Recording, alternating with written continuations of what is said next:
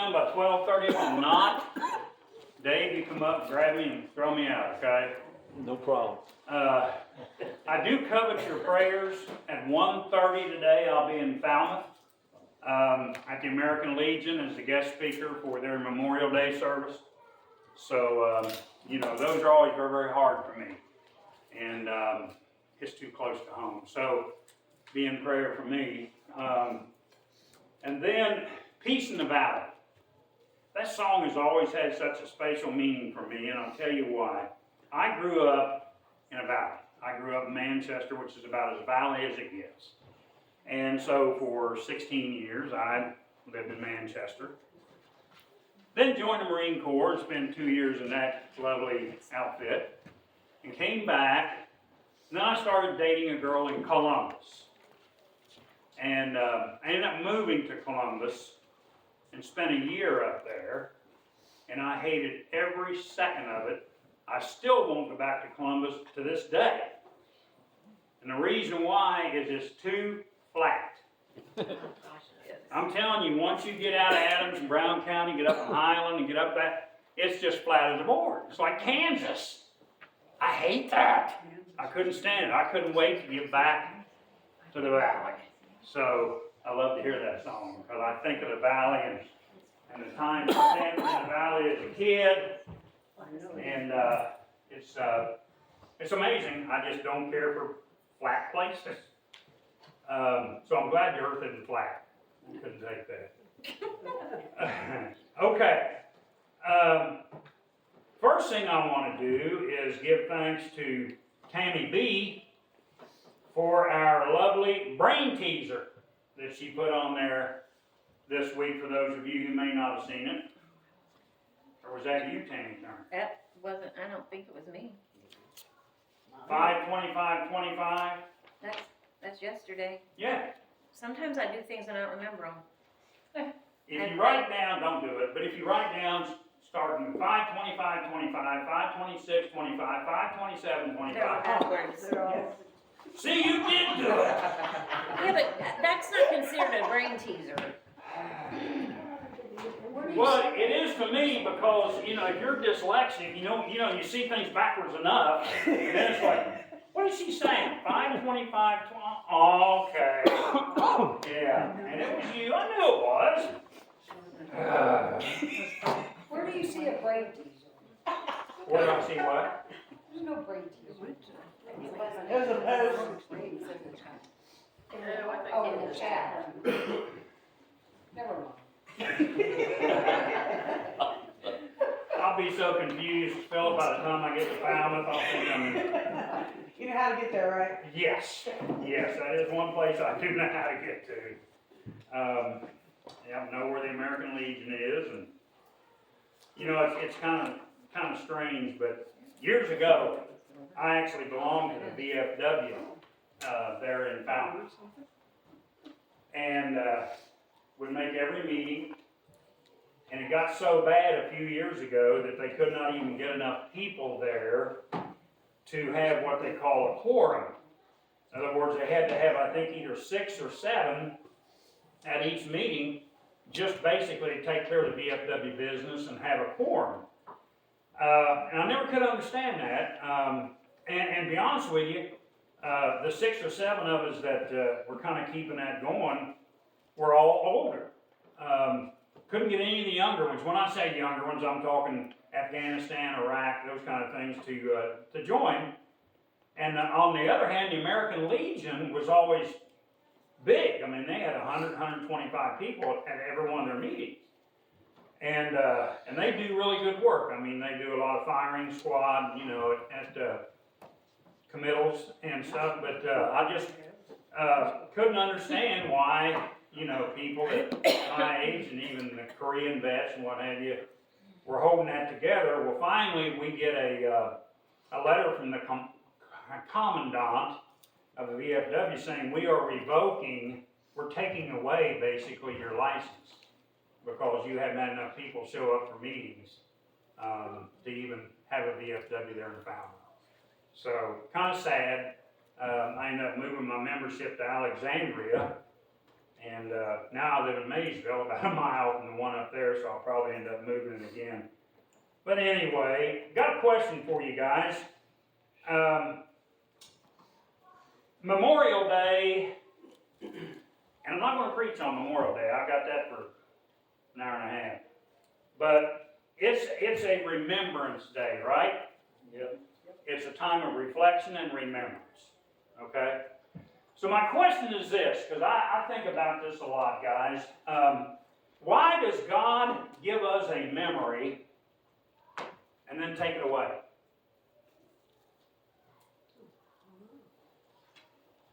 Okay? Now, you're given a soul, right? We can all agree on that? Yep. Everybody. Okay? With that soul comes emotions. It comes basically, it makes you who you are. And with that comes memory. That's part of your soul. And so, you look here, and every time we do a Lord's Supper, it's do this what? In remembrance of me. Right? Right. So then, why is it, especially as we get older, our memories go? They fade. That's right. And in some cases, they totally leave. And you know, and you ask yourself, well, wait a minute now, God, you want me to remember things, you want me to remember you especially, then why do you take my memory from me? Okay? Now, it's not a blame game. Okay, I'm not blaming God, but He is the one that supplied us with the memory and the one who has the ability to take it away. And that always bothered me. I'm like, why is that? You know, all of us know good people, have known good people, who in the later years of their life, you know, maybe starts out as a little bit of a failed memory, and they say, oh, it's just okay. And then maybe it goes into dementia, and then like my mother, full-time Alzheimer's, remembers nothing, okay? And to me that was so sad. And I'm like, why? Why is that, okay? So I thought, well, rather than try to just go to Google, which I won't do, or Meta or any of those other places, go here. Find out what the Bible says about memory. And I'll tell you what, when I'm through, I hope you all have a better understanding, like I do now, of why we remember certain things, don't remember others. It's quite fascinating, I think. So anyway, memory is a tool for reflecting on God's love, care, and presence in our lives. That's why He originally gave us a memory, so that we could reflect continuously on what He does in our life, and on His care, and on His presence. So we may ask, well, what has He done for us? Well, if you've been saved very long and you can't recall some things that God's done for you, then we need to go to plan B. How does He provide for you? You know, I think America, which I love dearly, sometimes puts more emphasis on how many billionaires there are in America than how many common folk there are. Okay? And it's like keeping score. It's like when we played softball, Dave, or baseball, or golf. You know, we keep score. And then people say, well, why do you keep score? You guys aren't any good. Why do you keep score? You know, can we play without keeping score? We've done it a couple times, haven't we? You know, let's just not keep score. Okay? You bowlers, would you like it if you went down there and bowled 3 games and didn't keep score? No. Because that's how we've been raised up, okay, as Americans, is everything has to be kept score. All right? So we've got this many billionaires and now probably trillionaires and all this stuff. Well, here's the deal. There's going to come a time when all their billions and all their trillions will mean nothing. Not going to take it with them. Oh, they can throw it in their casket if they want to and drop it in the ground. It's not going to help them, is it? So we've got, He provides for us. What does He provide for us? What are our basic necessities? Food, clothing, and shelter. That's your basic necessities. Anything other than that, okay. Are they needs? Are they wants? You know, I see people coming to a car lot, and they'll come in there with the idea that they've got $300 a month to spend to get a car. By the time the salesman's done with them, they're driving out there in an $800 a month car. Why? Because they wanted it. Okay? Well then, about the first payment, then you remember. This ain't what I wanted. I did not want this. Well, you know how we were once lost but are now found. He wants us to remember that. Yeah, we were all once lost as a ball in high weeds, and then we're found. Okay? And then He encourages us to trust in Him. That's a tough one, guys, because every single person sitting in a pew in here, I will guarantee you, has had somebody in their life that has broken their trust. Guaranteed. And you know, sometimes once you break trust, it's really, really hard to get back. I have seen so many situations where maybe a man would run around on his woman, and in order for him to regain trust, he basically had to buy her whatever she wanted, whenever she wanted it. That's not regaining her trust, that's bribing her. So Jesus says, you can trust me. I've never told a lie, never have, never will. You know many people that can say that really do it? Well, here we go. We're going to go down this little road here, and we're going to know why God has given some of us a memory and why He's taken some away from some of us. It's fascinating. Go with me to Psalms 109. Psalms 109.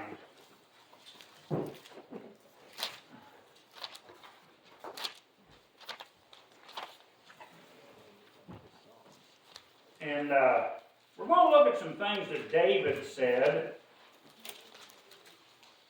You know, David, fascinating individual. He was all over the map. There were times when he was as good as it gets, and then there were times he was as bad as it gets. But the one thing that David never failed to do was to go to God with his faults, go to God for forgiveness, allow God to work through him and with him. Psalms 109, and let's go to verse 15. And it says, let them be before the Lord continually, listen here, that He may cut off the memory of them from earth. Now, you hear that without reading anything else, without reading another verse, without going any farther, because you know there are a lot of people out there who are, false prophets, a lot of them out there to trick you up, a lot of them out there that hate Christians to the point that they will do anything to try to trip you up or try to get you to answer a question that maybe you don't know the answer to. And most of the time, folks, it's because they've taken one little sliver, one little verse, pulled it out, and read it to you, and you go, wow, I never saw it that way before. I can understand why you'd be confused now. Yeah, I don't know, I have to ask the pastor about that. And then you go, wait a minute. There's more to it than that. So let's read on. Anybody have any idea who he'd be talking about right now before we read another verse? He simply says, let them be before the Lord continually, that He may cut off the memory of them from the earth. Who's he talking about? Who's he referring to? Who's David telling God that he needs to cut them off from the earth? Liars and slanderers. Okay, thank you. Now, here we go, we're remembering, right? Because that He remembered not to show mercy, but persecuted the poor and needy man, that He may even slay the broken in heart. So now David's saying, why? he's telling us why he says this in verse 15, okay? Because these people didn't show mercy. They persecuted the poor and the needy. As he loved cursing, so let it come unto him. As he delighted not in blessing, so let it be far from him. So here's David, and he's wrapped up in a little vengeance thing here, right? He's wrapped up in, okay, God, you've always told me you'll take care of me, you'll look out for me, you'll get rid of my enemies, you'll clear the path. Well, here's some of the things you need to do. And then it's telling these people love cursing. Doesn't necessarily mean cuss words, okay? Although if you want to interpret it that way. No, it just basically means cursing God who you don't even know. Okay? These people that something bad happens, where was God? And then so they start cursing him. Now, as he clothed himself with cursing, like us with a garment, so let it come into his bowels like water, and like oil into his bones. Let it be unto him as the garment which covereth him, and for a girdle wherewith he is girded continually. Let this be the reward of mine adversaries from the Lord, and of them that speak evil against my soul. Wow. So he is reminding God, which we all know God doesn't need reminding, but we do that. We remind people of things that they've said. Remember 5 years ago, Dave, when you told me that you were going to take me to Florida next time you went down there? Well, so, but David's human. And he's saying, look, here's what I want to see. Look, how many of us in here, in life you want to, when you see something happen that just almost crosses over the border of being human, when these guys kill 4 girls in their room, okay, four college girls in their room, just slices them up with a knife. When these guys go and just basically indiscriminately shoot people in the back, simply because they're Jews. You can't tell me that in your heart of hearts, you're not thinking, shoot them tomorrow. Don't waste time feeding them. Don't waste time putting them in jail and spending millions of taxpayers' dollars. Just kill them. Right? That's vengeance, right? That's like, it hurts. Well, that's the way David was feeling. Because he was saying he was surrounded by enemies. He said he was surrounded by bulls. He was surrounded by these guys that wanted to kill him. And he was saying, God, here's what you need to do for him. Then, let's look at 21 through 31. Now, but do thou for me, O God the Lord. So now he's saying, do it for me. For thy name's sake, because thy mercy is good, deliver thou me. For I am poor and needy, and my heart is wounded within me. Anybody ever have a wounded heart? I've got one right now. Yeah, we all get them. I am gone like the shadow wenteth declining. I'm tossed up and down as the locust. My knees are weak through fasting, and my flesh falleth off fatness. I became also a reproach unto them. When they looked upon me, they shook their heads. Help me, O Lord my God, O save me according to thy mercy, that they may know that this is thy hand, that thou, Lord, had done it. Let them curse, but bless thou. When they arise, let them be ashamed, but let thy servant rejoice. Let my adversaries be clothed with shame, and let them cover themselves with their own confusion, as with a mantle. I will greatly praise the Lord with my mouth. Yea, I will praise him among the multitude, for he shall stand at the right hand of the poor to save him from those that condemn his soul. Well, that's the part that David remembers about his God is he is for the poor. He's for the needy. He's merciful. He shows mercy. That's what David wants. He says, give that to me. But to these people that hate me, these people that basically are lost, don't know you, don't want to know you, well, David kind of sums up two totally opposite reasons for us not to forget. Verses 15 through 20, we can't forget that we do serve a God of vengeance. We serve a God of judgment. Yeah, we serve a God of love, but remember, he said the words, vengeance is mine, saith the Lord. Now, people will tell me all the time, they used to tell me this all the time, that if somebody cursed me, somebody lied about me, somebody said something bad about me, you know, my first thing, trust me, as a Marine, is we're getting even. Okay? And then I'd tell Tammy, I'd say, well, there'll come a time, we'll get even, don't worry about it. And she'd say, vengeance isn't yours, Rick. I'm sorry, but it isn't. And all you're doing is lowering yourself to their level. And you're going to go spend time in jail right there with them.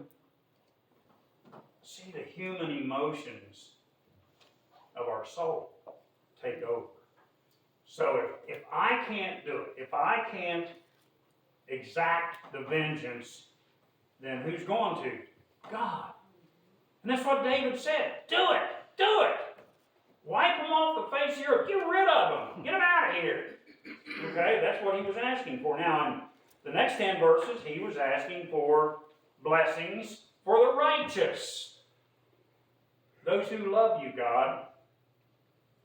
Those who aren't afraid to claim you, Lord. Bless them. Show your righteousness. Well, we got a family going on here, because that was David. Now we're going to look at something that his son Solomon said in Proverbs chapter 10, verses 7 through 12. And in these 5 verses, I'm going to show you the flip side of a coin. Proverbs 10.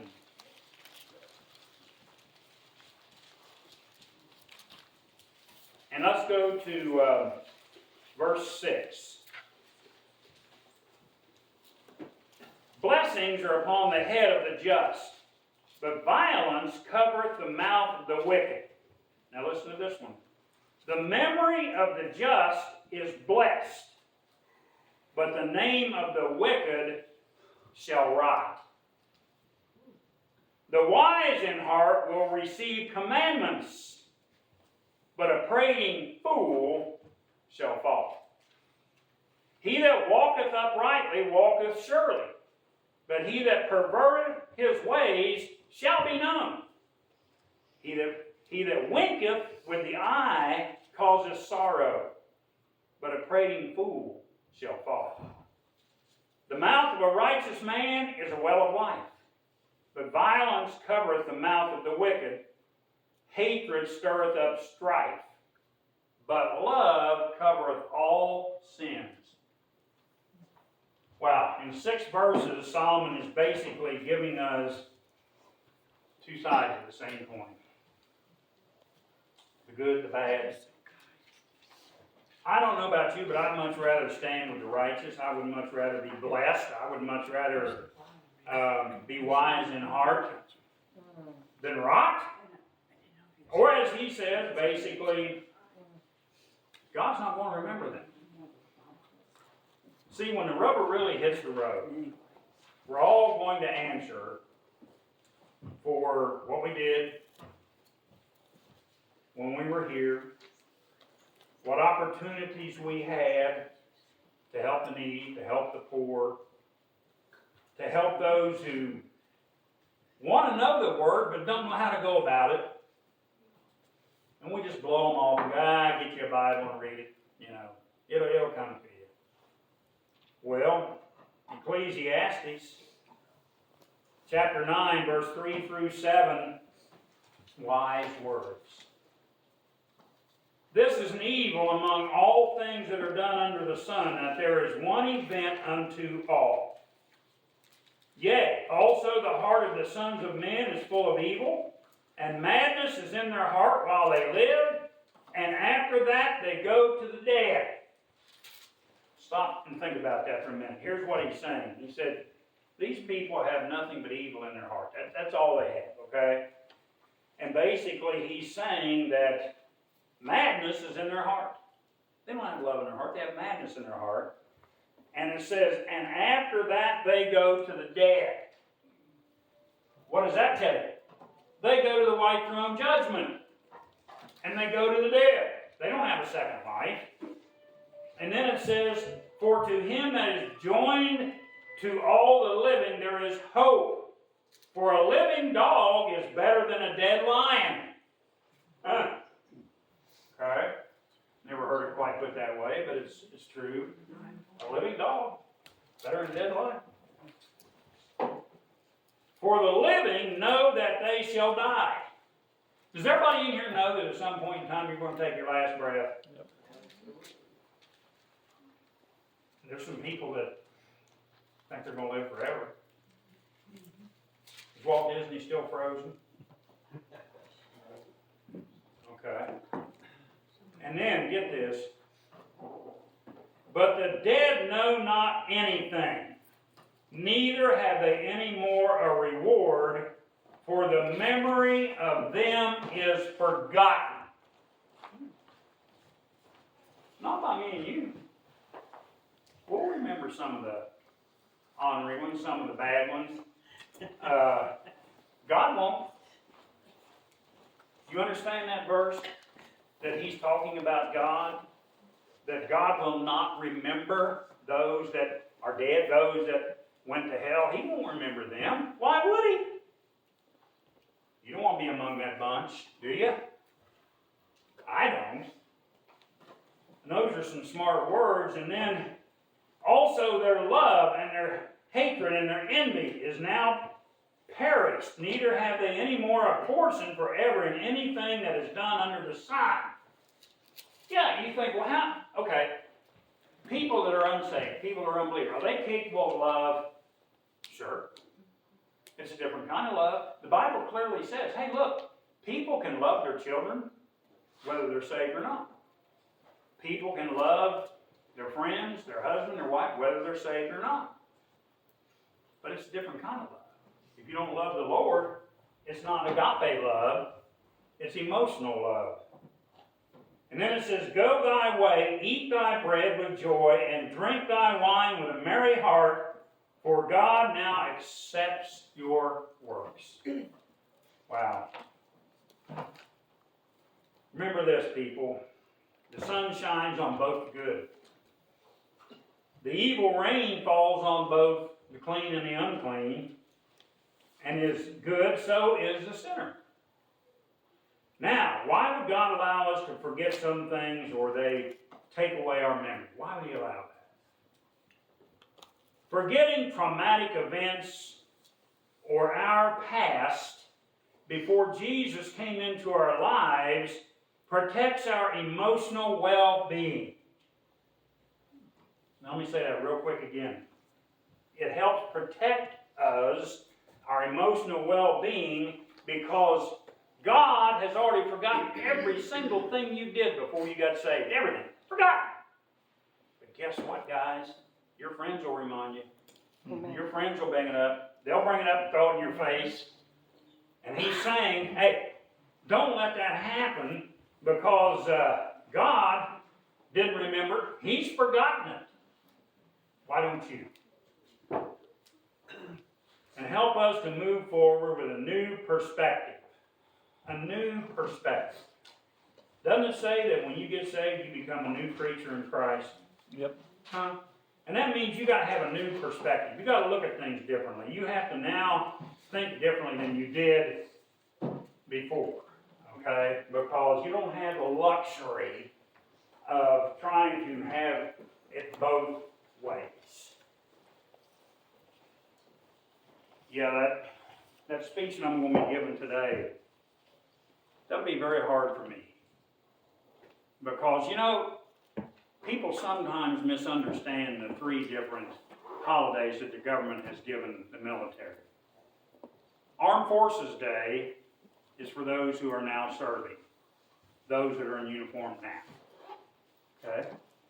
Veterans Day in November is for those veterans who have served.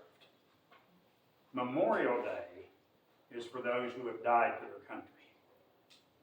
Big difference, right? But we're free.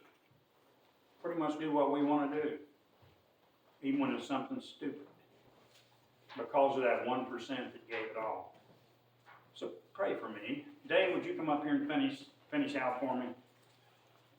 Do a invitation and sure. stuff. I got to get. Yeah. Thanks, Tammy, for Steve, reminding what we me. got? What page? Page 443. 443. And the altar's open.